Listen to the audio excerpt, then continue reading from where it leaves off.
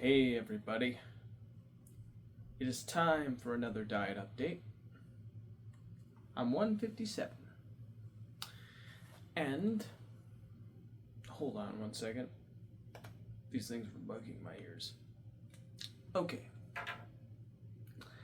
and I had limited meals today.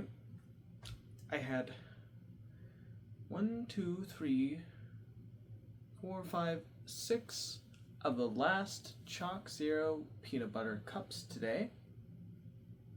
Pretty good. Next, I had a roast beef sandwich with cheese, keto bread, mustard, mayonnaise, and tomato. I didn't like the tomato. I thought it kind of tasted weird, like stuck in the refrigerator for a week and then cut up and has that slightly old tang taste to it. Not a fan of. That's what I ate. And a cup of coffee. And then another cup of coffee, but with 3 espresso shots. And the last thing I ate today was a polar seltzer water that was cherry flavored, as well as a Spam sandwich.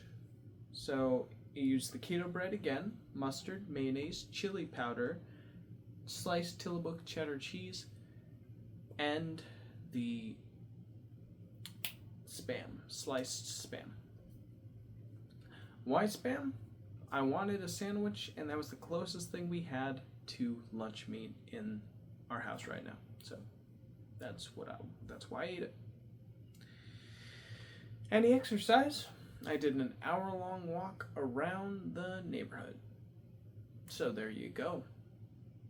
Well, let's get on with the daily update. So when I got up, my mom woke me up, and she wanted us to make a meal together. So that's exactly what we did. We made the roast beef sandwiches. We had those. They were pretty good. Sister got up. We greeted her. And then my mom and sister started talking, and then I decided to go in my room, and I really wanted to continue my AI story.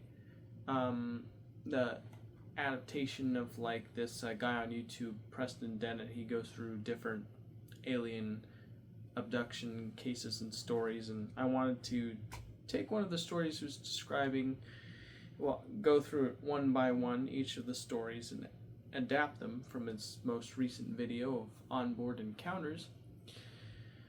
And I couldn't use Sora 2 at that moment, but I was browsing through YouTube.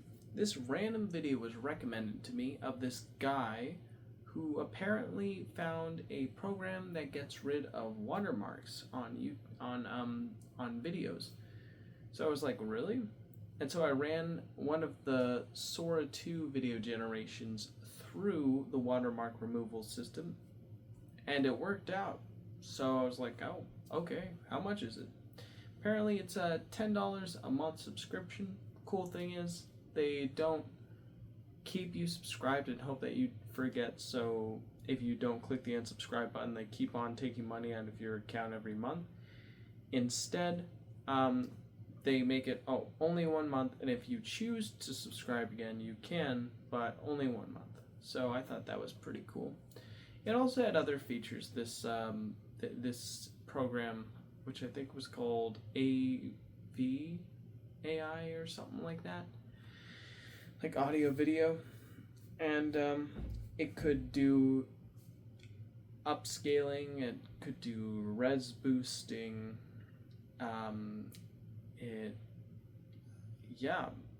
that's pretty much what it could do. And I was just using it to remove the watermarks on the videos I was working on for my little project. And I was pretty satisfied. I kept on having to change like the name from like Preston Dennett UFO Story to Preston Dennett UFO Story watermark removed, and then 4K upscaled, and then up res. Now the resolution bump didn't make it look like true 4K HD. It still had that warbly pixelated look that Sora 2 currently has right now. But, you know, it made it look just a teensy bit clearer, to the point where I was like, oh, that at a glance that looks okay, but, you know, if you blew it up on a big screen, it would be really noticeable that it's kind of glitchy. But for what it is, it's alright. And for $10, I mean, who could argue with that price, right? Well, I had 2 shots that I liked from my project that I worked on, but I was like, hey, I know there's a program called Higgsfield where it has a bunch of the AI video generation tools under one umbrella, and they even have unlimited generation option for people who want to use tools like VO3. And when I saw that, I was like, oh, that would be cool. I want to try finishing my UFO story with that.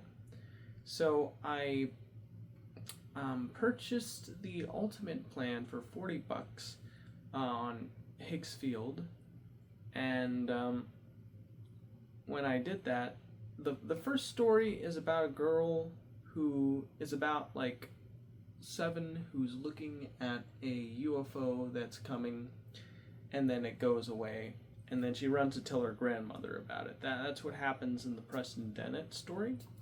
And I was like, oh, okay, that's gonna be what happens. And I was able to generate that using Sora to remain true to the plot. But no matter how many times I like rewrote the prompt or had ChatGPT 5 rewrite it to Higgsfield on any of the services like Sora 2 or VO 3.1 or like any of them, Higgsfield would not allow me to generate the next clip for the project because it thought it violated its policies, when it was just me making an adaptation of the story. And I asked ChatGPT why, and it said it believed it could be having something to do with like the girl being involved in like, you know, aliens, and you know, when the Higgsfield safeguards probably thinks, oh no, abduction, child, we can't have that. And that's probably why it wouldn't generate. So even though she doesn't get abducted, she just witnesses this craft, and that's the start of the story before she gets older and, you know, understands these crafts more. And it's like a lifelong sort of constant intrusion with these alien beings, and that, you know, it was just a starter, like, oh, this is how it starts and how we're going to continue forward in the story. But Higgsfield didn't see it that way. It just immediately like just wants to avoid any of that, I guess, even if it's purely innocent and not like bad at all. But it kept on rejecting, like, no matter how many times I rewrote it. Nope. It's like I even was trying to do like silhouettes at one point, and it didn't bother. It was frustrating because, you know, you spend $40 for like not even a whole month, because I actually spent $10 for the basic plan earlier to finish my pizza nugget video, and I wanted to have the unlimited VO3 and Sora generations. So that's why I got the ultimate plan. And even with that, it doesn't let you like fulfill your vision. I guess I'm just gonna have to make UFO stories that are focused solely on adults now, because apparently like there's awful people out there who've made it hard for everyone else.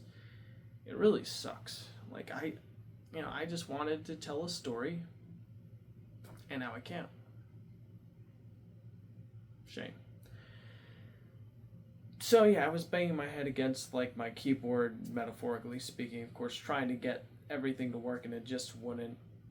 And then eventually Sora 2, the original app that I was using, finally reset, because if you generate more than a amount of generations that OpenAI deems as acceptable, then they basically are like, oh, you're generating too much, we're putting a time limit on you and you have to wait a while. I'm like, oh man. So luckily the limit reset. The thing is, you can't use a starting frame with humans on Sora. Like, it's a safeguard to prevent defamation or fake video evidence. Or defamation, I guess, is the proper way to pronounce it. So, I had to go through ChatGPT 5 again, and I had to describe to it exactly, like, what the location is, where the character is supposed to be, what the trees are, where the UFO is going to be, all of this stuff. And it had to be described in such an extremely particular way so that way there would be no miscommunication with Sora 2. And it took like 4 generations before I got something that was like, oh yeah, that's fine. And I got that and removed the watermark and upscale and all that. And I tried using the upscale feature on Higgsfield, and the upscaling that it did was, it wasn't really that convincing at all. I mean, it could be because the OpenAI Sora 2 footage is just so pixely looking that's why it's not able to produce a compelling enough looking result. But I don't know, you're spending so much for your service, you'd expect it to look somewhat decent, right? I don't know. It's frustrating. You spend a lot, and then you're not able to do your story, and it's super discouraging and makes your brain feel like it's like melting out of your ears because you're trying to do everything you think is possible and it doesn't work out, and it sucks. But yeah, that's pretty much what most of my day was, trying to adapt a UFO story and it not working out. And then I needed a break, so I took like my hour-long walk in the middle of like my work session. And then as I was walking around the neighborhood, I was listening to Jesse Michaels' podcast where he was talking with this guy who apparently had the job of like communicating with telepathic alien beings, but based on the way he was talking, my alarm bells were ringing. Well, I wrote this book and I called this alien Spock, and I don't really know if it was alien. It could have been like a person pretending to be an alien, but they're still talking telepathically. It's like, I don't know, super eye rolling. Like, come on, dude. Really? This is silly. I mean, I don't know. Maybe, am I discounting someone's experience? Or are they just trying to play up a story that isn't really that true for profit and selling a book? Who knows? Maybe they really were telepathically communicating with aliens, but the guy just, I don't know. He had storyteller written all over him to me when I was listening to it. I was like, this is baloney. And then the other 2 things I listened to on my walk was David Bowie's Ground Control to Major Tom. I like that song. I also like Is There Life on Mars? That's a fun one. And Under Pressure with David Bowie and Freddie Mercury. Fun songs. And after listening to that, I arrived back home, continued my headache-inducing work that I was trying to do, and then after that I needed to take a break, so I made myself a sandwich with the Harvest Snap chips. I forgot to mention I had Harvest Snaps, half a serving of that, with the Polar water, fizzy cherry essenced water. And then I hung out with my mom and my sister, and we were just discussing family matters. And and then my mom needed help moving, switching beds around from 2 different rooms, so I helped out with that. So after we were done with all of that, I just continued working, and then I was like, okay, honestly, I'm so done with having to talk to this Sora 2 trying to get the exact shot and intended look and feel of the scene that I want, then I'm just like, I don't know if I'm ever going to continue this project again. Maybe if like I'm giving myself enough time spaced out. Like, I guess the cool thing about Sora 2 is that it's completely free. It just gives you a limit, you have to wait a while. But the one thing that really bugs me is Higgsfield. I mean, I'm pretty sure you could probably still tell some kind of a cool story with Higgsfield. So, you know, it's not all bad. I mean, I could probably come up with something for it to do, right? Like, I'll have to figure that out, because I feel like now that I paid like that $40, I need to get my money's worth on that program. Otherwise, I feel like I just wasted my money on something that doesn't even do what I wanted to do. So, yeah, that'll be an interesting challenge, that's for sure. I'll probably use VO 3.1 Unlimited. I'll probably try adapting a scene from like a book I like and then post it on my YouTube channel and say, look at what I did, isn't this kind of cool, I guess? Or something, you know. But yeah. As I was generating, I was watching a guy talk about every Pixar game. Apparently they stopped making Pixar games after 2017. Wow, there hasn't been a Pixar game in 8 years. Isn't that crazy? Absolute bananas. I guess Disney doesn't think it's worth the time, effort, or money to invest in something like that anymore. I guess technically Pixar characters did show up in Kingdom Hearts 3, so kind of counts as a Pixar game experience, right? Well, anyways, I got bored of doing all that, so I was like, it's time for bedtime to wind the day down. So I took my vitamins, I brushed my teeth, and I'm making this video. And afterwards, I'm gonna go ahead and take out the trash because it's trash day today. And I'm gonna go to bed. I do go to work tomorrow. I work from 1 to 10. So yeah, hopefully it'll be a good day tomorrow. I did do a little bit of brain jam editing, not even really a whole lot, just looked through it. I was watching through from beginning to end. And this was happening before I did the whole Higgsfield nonsense. And I just remember as I was watching the work I did on it, like this sense of feeling proud, sense of feeling happy with what I was doing. It felt like my brain was getting like a happy massage from just like looking at like what I did in that video, and it kind of made me think, wait a minute, why am I spending so much of this annoying time and effort dealing with these stupid AI video generators just to get something that I think is kind of cool to look at and, you know, experience, when I could just have complete and total creative control and make my own stuff without having to worry about, you know, whether the AI will get it right or wrong in the next shot, you know. That's what I think I should do. I mean, in a weird way, it's kind of like, I guess I'm so obsessed with it in a weird way, because it's like you're getting your vision realized, and it's also like winning the lottery, because when you finally get that shot that you're looking for, you're like, yes, this is the best feeling ever. Finally something that looks halfway decent. Woo! But then all the other times you're like, wow, this is the worst thing I've ever seen in my life. And it's like, I think it's honestly hilarious, because it's like basically creative gambling, or I don't know if that's a great term for it, but that's what I think of AI. I mean, I've been stuck in it. I've thrown all this money at it. I mean, I think I have a right to say that. It is pretty much like creative gambling, because you're spending credits, you're trying to get something that you're after, and then when you actually do something that lines up perfectly with what you intended, it feels like, wow, I did something.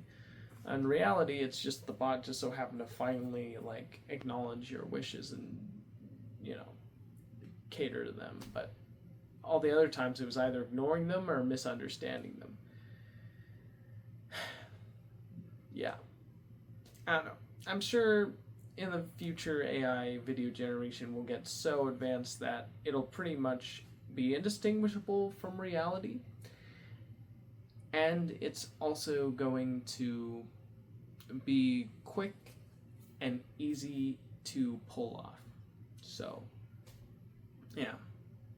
But we're a bit of ways away from that right now. Like, it's still rough. It's still really rough. Oh, I almost forgot to mention, I was doing a storyboard mode on Higgsfield because they were advertising. I'm like, ooh, you can storyboard your own shots and create your own layout and design. I'm like, wow, that sounds cool. Complete and total creative control. I can't wait to give this a shot. Let's do it. And then I do it, and the 2 generations can fail. They don't even generate. So I get nothing. Yeah, I'm starting to think this Higgsfield thing was probably a bad idea. Or maybe not. Maybe I just need to find the right story to adapt that fits within Higgsfield's guidelines, because they're extremely strict and punish like any and all story you want to tell. You know, like I can understand some guidelines, obviously, like you want to keep people safe, you don't want any illegal activity, like totally understand that. I get behind that. I just don't get behind, like, you're not even doing anything like a bad or illegal and it still thinks you're like messing with the guidelines. I just think that's a shame. Such a shame. Well, I'm really tired and I will be going to bed right now. So I will see you tomorrow in the next video. Take care, everybody. Good night.